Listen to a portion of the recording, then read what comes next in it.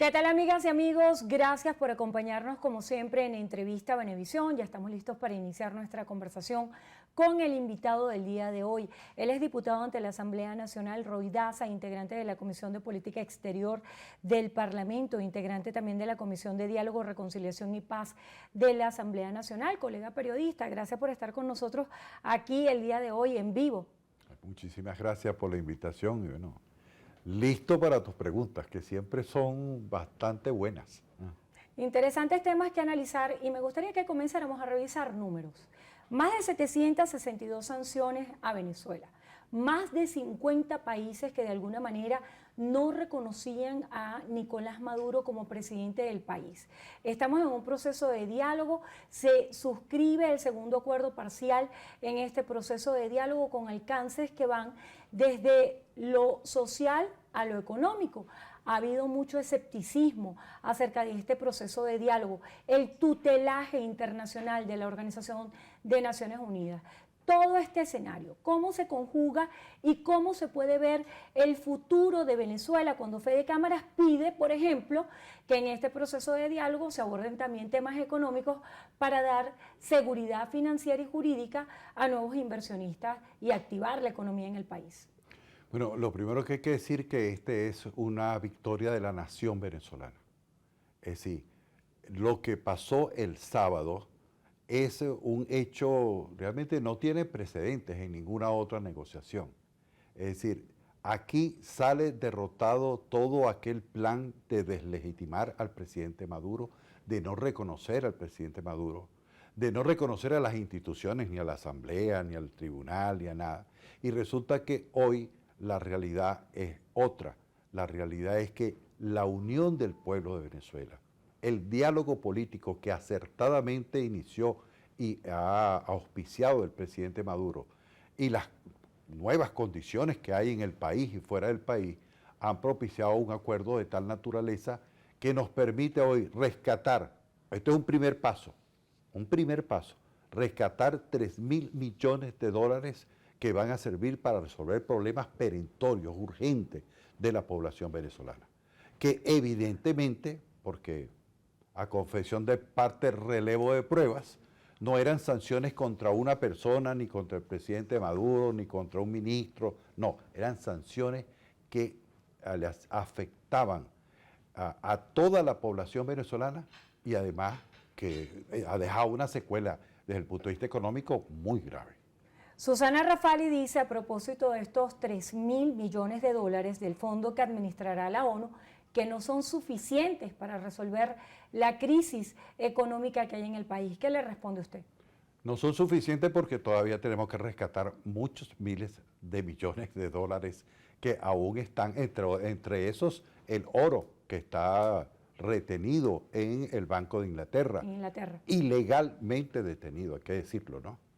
Como eran ilegales estas sanciones o llamadas sanciones que nos tenían retenido un dinero que es de la nación venezolana. Entonces, estamos precisamente revirtiendo una situación de contrarrestamos la ilegalidad que se había impuesto.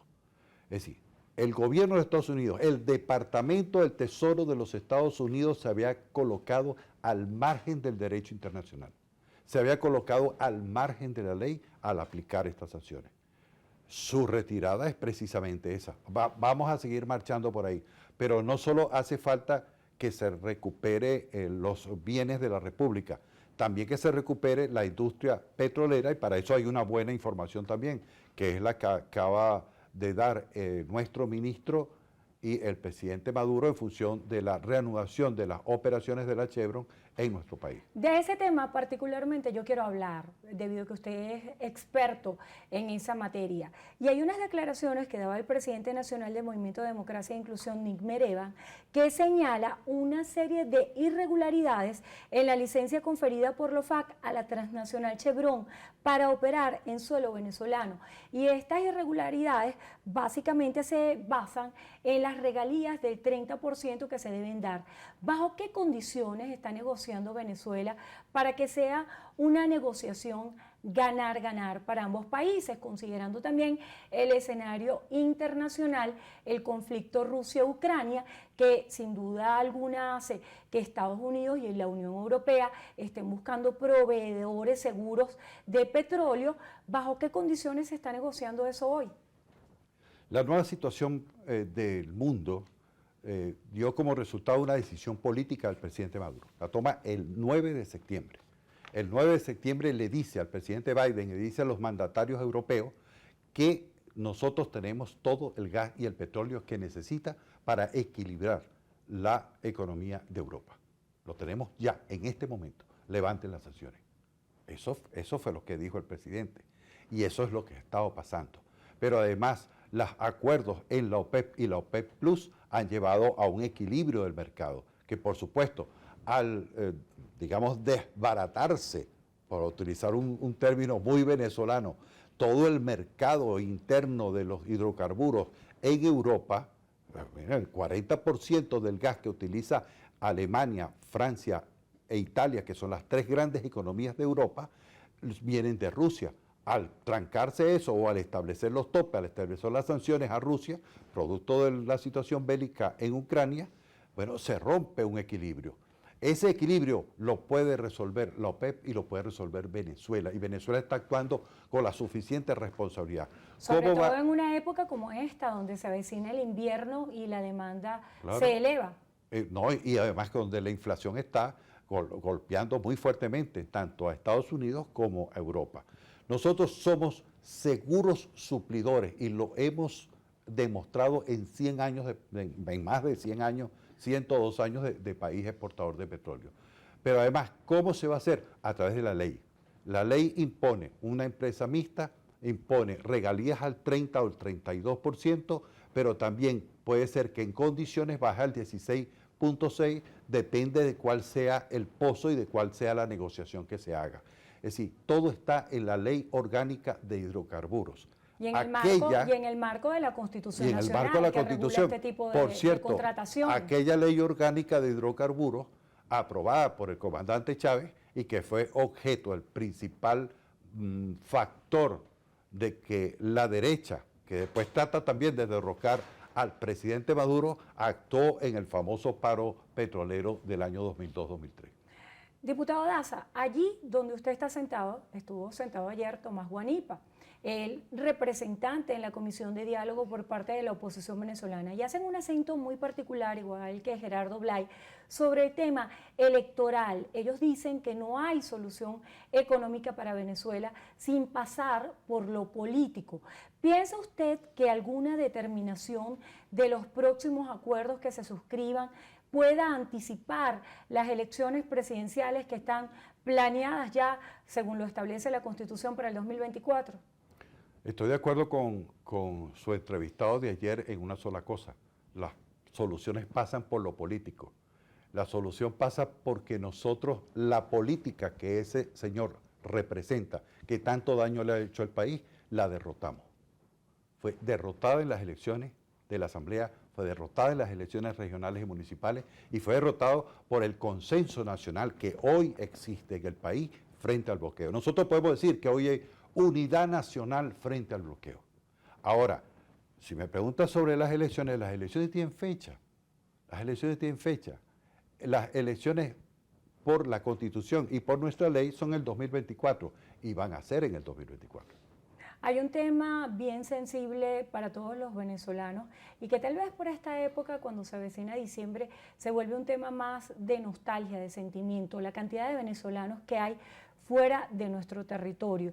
Veíamos cómo el canciller Farías pedía asistencia técnica para atender el tema de las migraciones. Cuando se habla de violaciones a derechos humanos y que se hacen acusaciones sobre Venezuela, también es importante resaltar las violaciones de los derechos humanos de los connacionales en otros países. Veíamos noticias tristes como una mujer acribillada en Colombia estando embarazada, así como distintos tipos de xenofobia que se han manifestado Estado hacia connacionales fuera de nuestro país. ¿Qué se está haciendo en la Asamblea Nacional para dar atención a los venezolanos que están fuera de nuestro territorio y sobre todo entendiendo el peso y lo determinante que serán estos venezolanos fuera del país en las elecciones del 2024? Sí, esto desde el punto de vista parlamentario, una comisión incluso específica sobre este tema, aunque por supuesto la Comisión de Política Exterior, de la que yo formo parte, también se ha planteado y se han,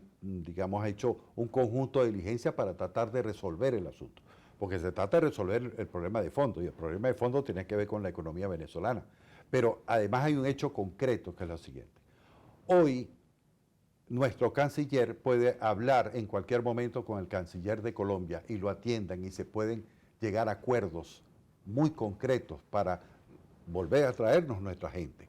También puede pasar con el Perú, también puede pasar con todos los países. Por una sencilla razón, el Grupo de Lima no existe. No, está borrado del mapa. Porque ¿qué era lo que pasaba? Que tú podías incluso, hasta para resolver una cosa tan inmediata y tan necesaria como era lo de la vacunación del COVID y atender a las enfermedades del COVID en el 2020, 2021, en su etapa más dura, no había quien levantara un teléfono en el Palacio de Nariño. Hoy hay una coordinación de los dos gobiernos en función de resolver progresivamente, porque el problema es muy complejo, todo lo que tiene que ver con la atención a los venezolanos y a las venezolanas que están fuera y que nosotros les reiteramos, nosotros lo que queremos es que se vengan. Hablando acerca de este nuevo escenario internacional para Venezuela, veíamos cómo el ministro de Relaciones Exteriores de España se comunicaba con el secretario de Estado de Estados Unidos para tratar distintos temas, el conflicto Rusia-Ucrania, y planteaba también el tema de Venezuela. ¿Piensa usted que de aquí a lo sucesivo exista una nueva forma de mirar al gobierno de Venezuela en el mundo?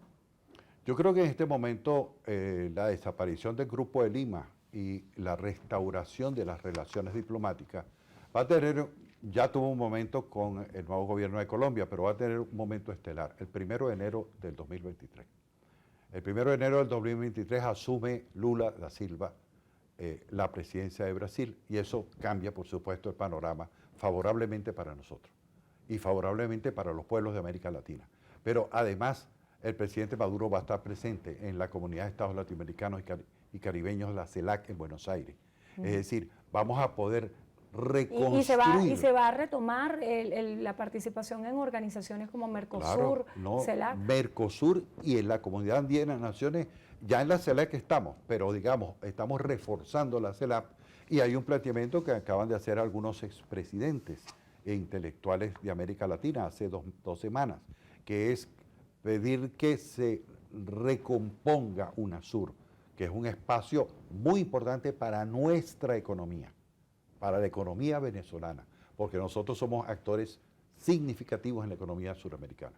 ¿Cómo observa el cierre de año para Venezuela? Observo que hemos obtenido una victoria en toda la línea. Venezuela puede hoy celebrar su Navidad. Gracias por estar con nosotros en Entrevista Venevisión. Roy Daza, diputado ante la Asamblea Nacional, integrante de la Comisión de Política Exterior, integrante de la Comisión de Diálogo, Reconciliación y Paz del Parlamento. Gracias por estar acá. Muchísimas gracias. Y gracias a ustedes también hacemos una breve pausa y al regreso tenemos mucho más de Noticiero Venevisión. Quédense allí que ya venimos.